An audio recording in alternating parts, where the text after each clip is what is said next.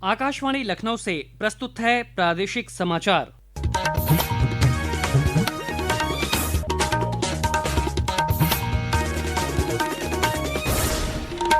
मुख्य समाचार। प्रधानमंत्री नरेंद्र मोदी ने अपने लोकप्रिय संवाद कार्यक्रम परीक्षा पे चर्चा के 9वें संस्करण में विद्यार्थियों से की बातचीत। कहा, परीक्षा के दौरान सकारात्मक रहकर खुद की तैयारी पर रखें भरोसा। प्रदेश के विभिन्न जनपदों में देखा गया परीक्षा पे चर्चा का सजीव प्रसारण। मुख्यमंत्री योगी आदित्यनाथ ने कहा, प्रधानमंत्री का विद्यार्थियों से किया गया संवाद जीवन की हर परीक्षा में स्थिर रहने का देता है संदेश। निर्वाचन आयोग ने 6 मार्च तक बढ़ाई प्रदेश में एसआईआर के तहत दावे और आपत्तियां दर्ज करने की समय सीमा।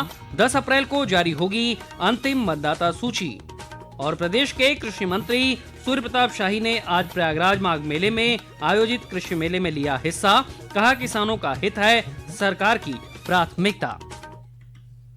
नमस्कार, प्रदेश के समाचारों के साथ मैं शैलेंद्र और अब समाचार विस्तार से। प्रधानमंत्री नरेंद्र मोदी ने अपने लोकप्रिय संवाद कार्यक्रम परीक्षा पे चर्चा के 9वें संस्करण में विद्यार्थियों से बातचीत की। आज जारी एक वीडियो में प्रधानमंत्री ने परीक्षा के दौरान तनाव और चिंता से निपटने के तरीकों पर विद्यार्थियों को संबोधित किया। श्री मोदी ने कहा कि प्रत्येक छात्र की अपनी एक अलग शैली होती है और उन्हें अपनी तैयारी के तरीके पर पूरा विश्वास रखना चाहिए। प्रधानमंत्री ने विद्यार्थियों को दूसरों की नकल करने के बजाय उन्हें मिलने वाली किसी भी सलाह में अपने अनुभव को जोड़ने के लिए प्रोत्साहित किया।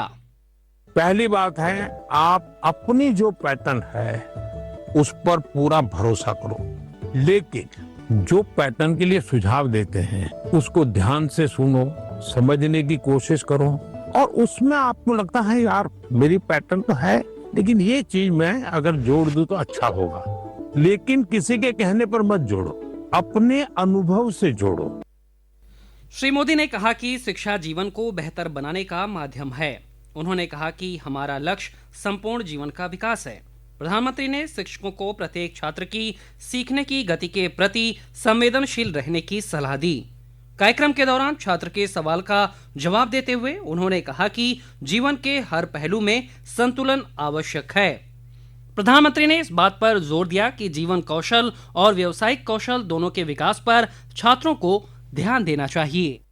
स्किल में भी 2 प्रकार के स्किल है, एक है लाइफ स्किल, दूसरा है प्रोफेशनल स्किल। स्किल की शुरुआत तो ज्ञान से ही होती है तो उसका महत्व कम नहीं है। लाइफ स्किल उसमें कोई कॉम्प्रोमाइज नहीं है, 100% वो तो अचीव करना ही चाहिए। प्रोफेशनल स्किल जिस प्रोफेशन में इंटरेस्ट है इसमें लगातार नया करते जाना।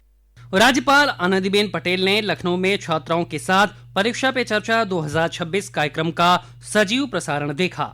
मुख्यमंत्री योगी आदित्यनाथ ने छात्रों का आत्मविश्वास बढ़ाने के लिए आभार जताया। एक सोशल मीडिया पोस्ट के माध्यम से मुख्यमंत्री ने कहा कि प्रधानमंत्री का विद्यार्थियों से किया गया संवाद केवल परीक्षा कक्ष तक सीमित नहीं है, बल्कि जीवन की हर परीक्षा में स्थिर रहने, आत्मविश्वास के साथ आगे बढ़ने और अपने सामर्थ्य पर विश्वास बनाए रखने का संदेश देता है। प्रदेश की माध्यमिक शिक्षा राज्य मंत्री गुलाब देवी ने कहा कि बच्चों को भविष्य को संवारने के लिए प्रधानमंत्री की यह पहल बेहद सराहनीय है। बच्चों के आगामी भविष्य को देखते हुए और वर्तमान परिस्थितियों को देखते हुए आज जो उनका उत्साहवर्धन किया है, उनके अंदर साहस का संचार किया है, उनके अंदर समय की कीमत बताई है और ये बताया है कि तनाव मुक्त होकर अपने लक्ष्य को निर्धारित करके आगे बढ़ना चाहिए। वहीं हापुड़ के पीएम श्री केंद्रीय विद्यालय बाबूगढ़ में परीक्षा पे चर्चा कार्यक्रम को देखा गया। विद्यालय के शिक्षक रामानंद राय ने कहा कि प्रधानमंत्री ने छात्रों को परीक्षा को उत्सव के रूप में मनाने की प्रेरणा दी है, जिसका सकारात्मक असर छात्रों पर हुआ है।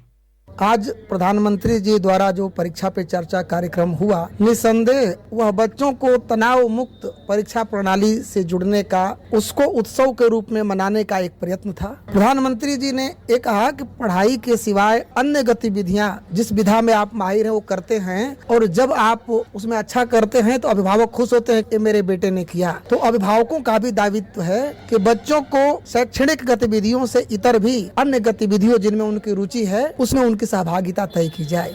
निर्वाचन आयोग ने प्रदेश में मतदाता सूची के विशेष गहन पुनरीक्षण के तहत दावे और आपत्तियां दर्ज करने की समय सीमा को 6 मार्च तक बढ़ा दिया है।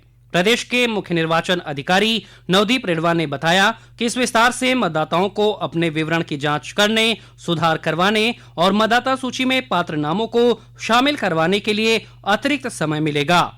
अंतिम मतदाता सूची 10 अप्रैल को जारी होगी। 27 जनवरी को मान्यता प्राप्त राष्ट्रीय और राज्य के जो राजनीतिक दलों के साथ बैठक हुई थी मुख्य निर्वाचन अधिकारी कार्यालय में, और उसमें किसी दल द्वारा ये कहा गया कि समय बढ़ना चाहिए दावा आपत्ति का भी और नोटिस जारी होकर उसका जवाब लेने का भी, और सभी दल इससे सहमत थे। और इसी क्रम में भारत निर्वाचन आयोग को एक अनुरोध हम लोगों ने किया था कि ये समय दावा आपत्ति का भी बढ़ा दिया जाए और नोटिस जारी करके सुनवाई पूरी करने का भी। जो भारत निर्वाचन आयोग ने इस पे एक निर्णय लेके ये बताया कि जो हमारा 6 फरवरी आज जो अंतिम दिवस था दावा आपत्ति का, ये अब 6 मार्च हो गया। 1 महीने का समय हमें और मिला उत्तर प्रदेश के लिए। श्री रेडवा ने कहा कि अब तक 16 लाख से अधिक लोगों ने संशोधन से जुड़े आवेदन जमा किए हैं। उन्होंने मतदाताओं से अपील की है कि वे मतदाता सूची में अपना नाम शामिल कराना सुनिश्चित करें।